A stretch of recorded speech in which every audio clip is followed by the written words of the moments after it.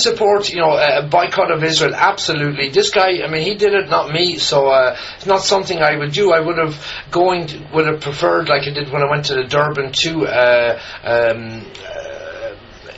ridiculous pro-Israel attack on the UN. I went there to report. It would have been very easy to get involved and got into an argument with the first pro-Jewish person I met. I didn't. I recorded some different things, and it was interesting that Desert Palace Blogspot picked up on these American, they call them the European Jewish students or whatever.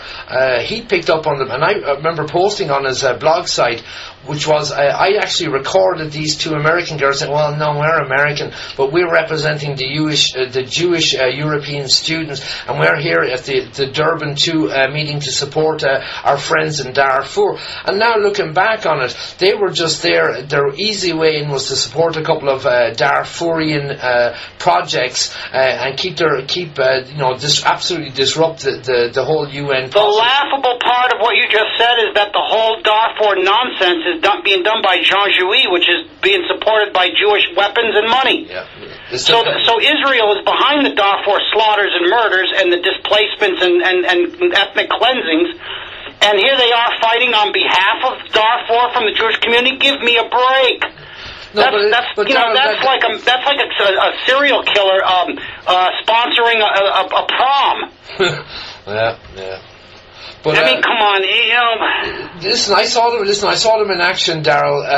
It also gave them press passes to get in, so they had their agents all over the place. I seen their guys outside the UN. UN is a joke anyway. How many? 60? What do you need? Another 600 resolutions against Israel. They take it when it suits Israel. They quote the UN. When it doesn't suit Israel, they won't quote the UN. And it's as simple as that. That's right. And you know what? There are states trying to balk, and then you get some courageous prosecutors, like you did in Spain, trying to stand up, and then the federal Spanish government crashes down on that prosecutor and quells the whole thing, and so of course you can't get any traction on the Israeli war crimes, and that's another thing I don't want to see happen, and it is happening. The Palestinian assault that they weathered just 3 months ago is going down the memory hole.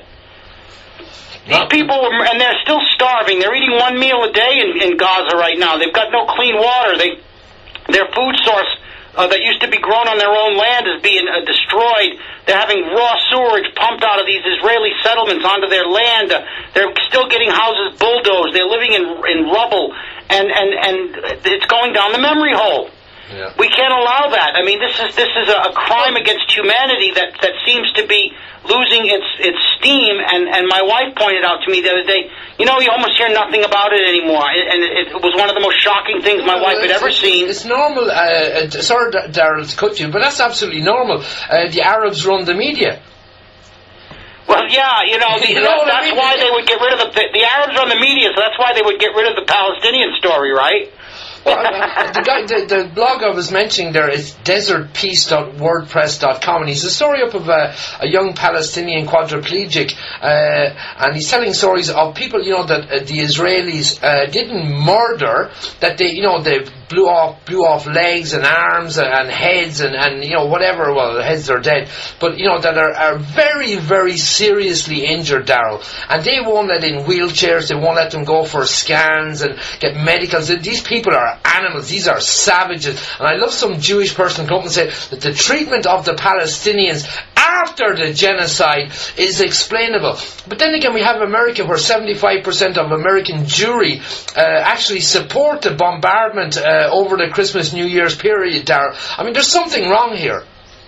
They're psychopaths. These people are psychopathic, and that's not all of them. What we need is that 25% who are outraged to come on our side and start dismantling this sick organization that has grown up around their religion. I mean, these are Talmudists. They don't think these people in Palestine are even human. These are monsters, man. They're psychopaths. They're completely out of their mind. No doubt about it. Oh, man. And they'll do the same to you in a New York second. Make no mistake. I don't and Darryl, this ties back into District of Criminals, Washington D.C., not part of America, absolutely overrun by Zog. You couldn't convince me in a million years that they're not overrun by pro-Israeli. Jewish propagandists that control the entire government. The question is, the AIPAC says jump and the Congress says how high. I mean, it's really bad. Well, you know what? I don't even know what to say about half this stuff anymore, except if it's not obvious to people what is wrong with their thinking capacity. What has happened to people? Is it just fluoride, or are they cowards, or what? Now, I do see a surge in interest here, and I'm wondering, is it going to transmit or transfer into people seeking the kind of facts we're talking about and the kind of fact you just brought out? I mean, what are we going to see here? You have to ask yourself that. Well, Darryl, listen, since I did that interview with Cynthia, that had it confirmed what I already knew, which was Zog control. Yep. We need to fight. The question is how we're going to deal with local politics before sending anyone to Washington or to Brussels or to I mean, we have enough scandals in London at the moment about the politicians being paid off. What do you mean by politicians being paid off? Well, you can claim on swimming pools and manure and dung and anything you want, you can get paid for. You just have to be on our side. And it'll be interesting when we get to the bottom of the MP's scandal with all their expense accounts, who actually gave them the green light. And you'll see that it'll be the bankers, it'll be the international Zionist Jewish bankers that control London, control Washington. Darryl, listen, people just need to wake up. I mean, we really have zero time here. The dollar's about to collapse. The whole market is... I'm actually going to Darryl. I'm going to play a little clip. We're coming on to 7 o'clock European time here. My bell's here.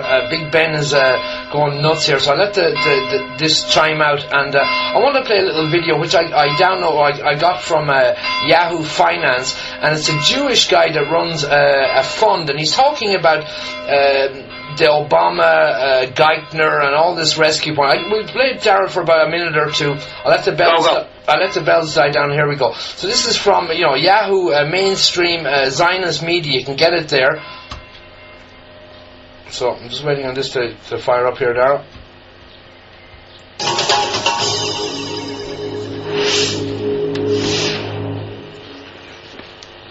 The green shoot story looking a little brown around the edges this week. We got weaker than expected retail sales numbers. We got higher than expected foreclosure numbers, a record there. Jobless claims worse than expected.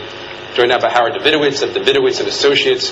And Howard, we touched upon this in another segment, but the state of the consumer, were we lulled into a sense that maybe we hit some sort of bottom, and was that sense wrong the last couple months? Well, that sense was preposterous. We're losing 600,000 to 700,000 jobs a month. Obama's budget is built around an 8.1% unemployment. We're headed to 11. It doesn't include the millions of people being pushed into part-time work by full-time work. We're in a complete mess, and the consumer is smart enough to know it.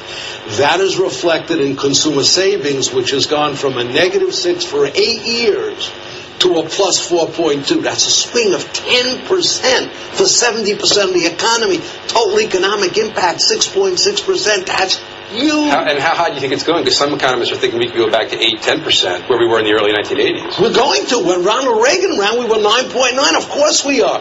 You petrify this consumer, and if the consumer isn't petrified, he or she is a damn fool. We've got an $8 trillion negative wealth effect from housing.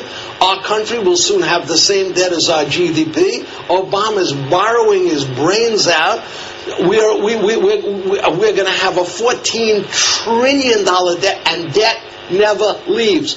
It never leaves. We're borrowing to pay the interest on our debt. We're bailing out everybody. The money is going into the most inefficient parts of the country, like Chrysler, and let me tell you the result of that.